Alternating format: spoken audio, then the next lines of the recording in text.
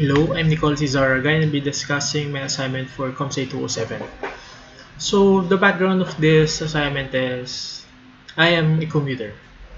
Every day, every morning, I go to work, commuting, going home, or everywhere I go.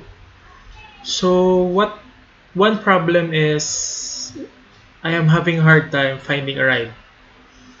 So, every day, this is what happens. Then I observe that I'm having a hard time going to office. But I saw a lot of vehicles going back, sure empty, or one or two passengers. But sometimes when I go to office, there are a lot of vacant seats on my right. So I think this is a waste of resources. One is time because I'm waiting for so long. Two is the fuel. So if you're going to a destination or a certain public utility vehicle is going to a destination with a lot of vacant seats, so the earning is not maximized. So one thing that I think is maybe there's a way that an ideal scenario where every public utility vehicle would be fully utilized or there are no vacant seats. Number two, then the commuter won't need to wait for so long for his or her ride.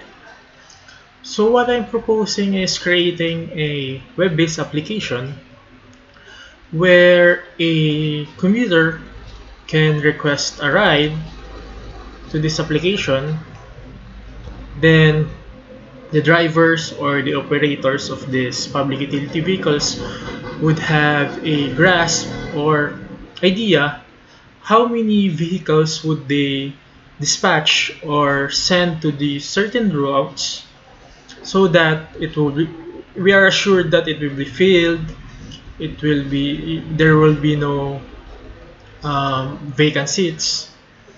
So what I'm thinking is this application can be accessed through web browser, or a user can do mobile application. So I think they just would request a ride when they're almost in the place where they would wait for the ride. Then they will be assured for a seat on a public transportation.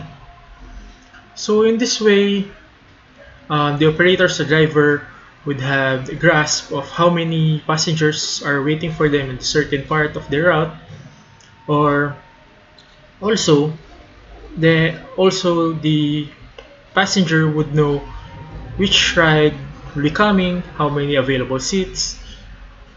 Then also this would be helpful